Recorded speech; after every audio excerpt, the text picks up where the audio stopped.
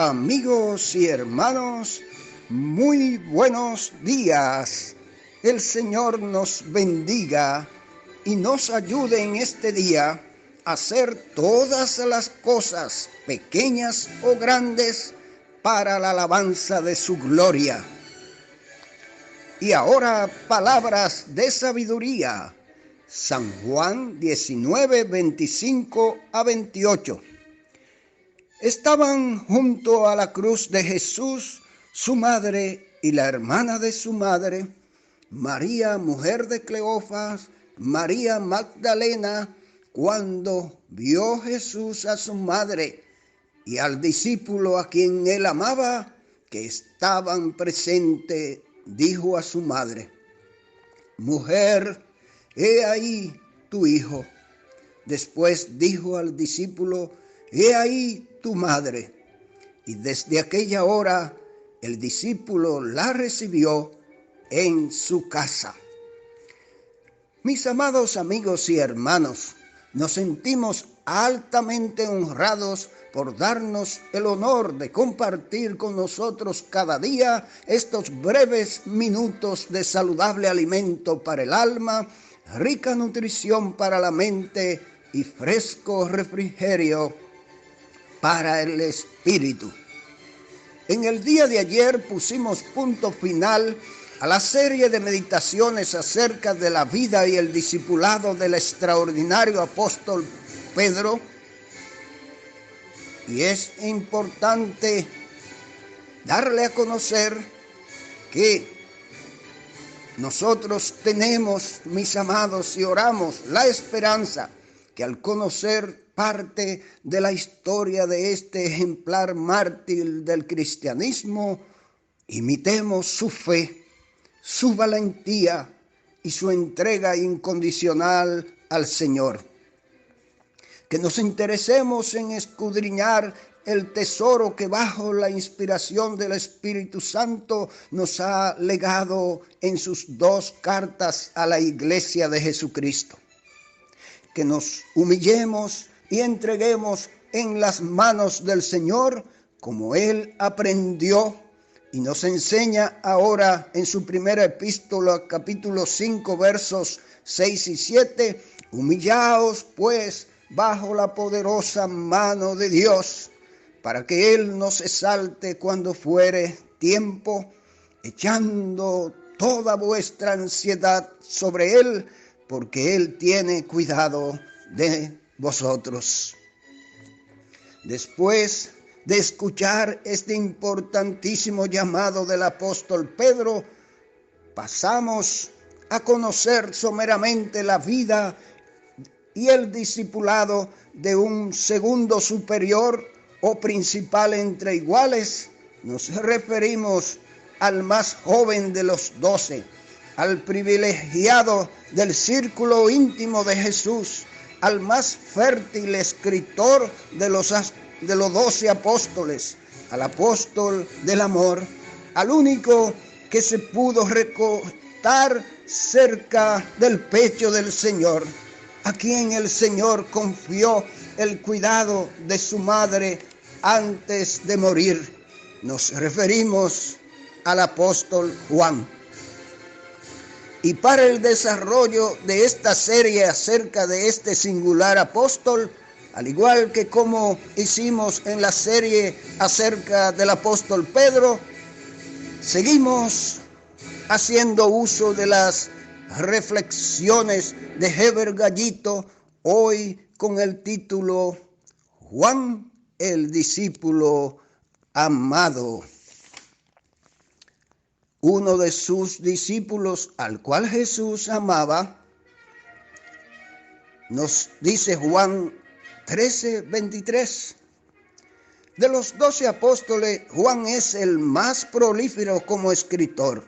Escribió un evangelio, el evangelio de Juan, 3 epístolas, primera, segunda y tercera de Juan, y un libro profético extraordinario, mis hermanos. Puso punto final a la Biblia revelada, inspirada con el libro de Apocalipsis. Es quien más vivió y único que no experimentó una muerte violenta Murió, según se cree, en el año 98 o a los 98 años, durante el reinado del emperador Trajano, estando en Éfeso. Se lo conoce como el apóstol del amor, o en sus propias palabras, el discípulo a quien amaba Jesús. El Señor moldeó su carácter. Al comenzar su tiempo de entrenamiento en el discipulado, recibió un apodo. Jesús lo apellidó, junto a su hermano Jacobo, Boanerges, o hijos del trueno, pero llegó a tener tal docilidad en su carácter que si alguien pregunta ¿quién fue el apóstol del amor?, inmediatamente pensamos en Juan. El Señor motivó sus escritos. Cada escritor de los evangelios marcó aristas diferentes de la vida de Jesús. Pero quien más nos habla de la persona de Jesucristo es Juan. Para los judíos, como Mesías, nos lo presenta Mateo. Para los romanos, como siervo, nos lo presenta Marcos.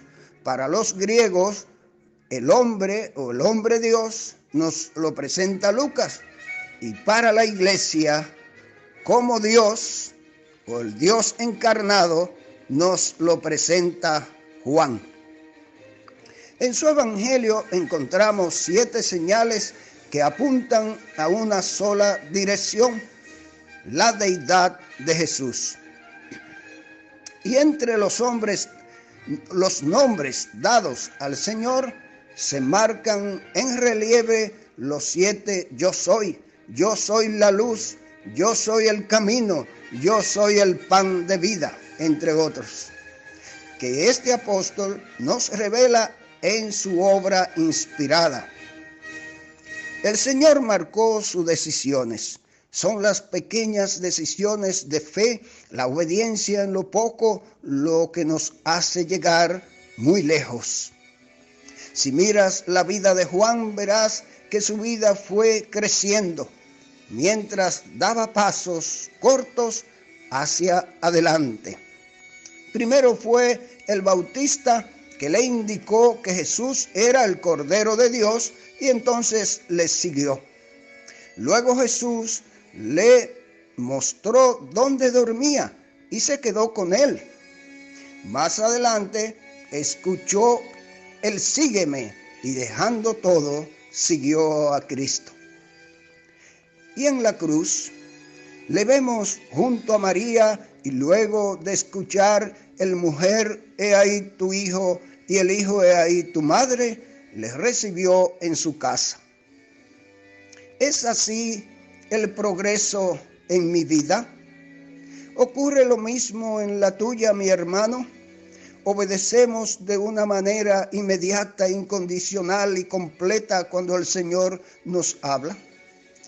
¿Cómo llegó este discípulo a ser tan confiable para obtener ese privilegio de cuidar a la madre del maestro?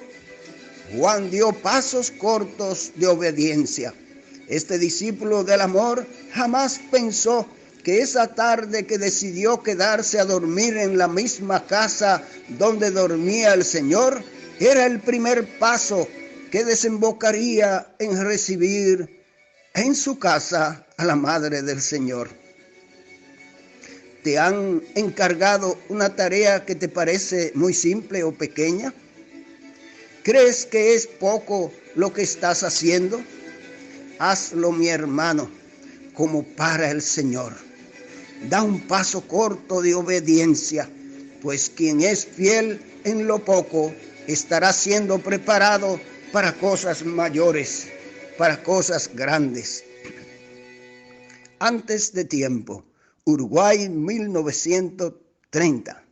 Argentina ganaba 1-0 a Francia y faltaban 4 minutos para terminar el partido, pero Almeida Rego, árbitro brasileiro, dio la pitada final. El público invadió la cancha para protestar Y mientras la policía montada a caballo y trataba de sacar los intrusos, una juez de línea convenció a Rego para corregir el error. Este mandó a buscar a los jugadores, a los vestuarios, y reanudó el partido, el cual terminó con el mismo marcador. Ganaba Argentina 1-0. Hay muchos que dejan de luchar antes de tiempo. No te des por vencido. No dejes antes de tiempo. ¿Está por abandonar? No lo hagas. Vuelve a la cancha, mi hermano. Sigue, sigue y sigue adelante. Bien dice un predicador, todavía no se ha escrito el capítulo final de tu historia.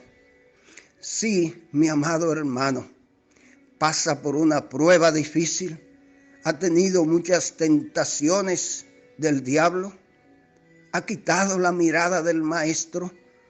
Vuelve a enfocarte, mi amado. Aunque sienta que el Señor no está a tu lado, Él nunca te fallará. Él es fiel, como lo hemos dicho muchas veces. Y en el momento más difícil, cuando crea que va a caer en el abismo, Él te sostendrá. Pon tu mirada fija en Él y sigue adelante, mi amado. Que el Señor te bendiga y te ayude a hacerlo.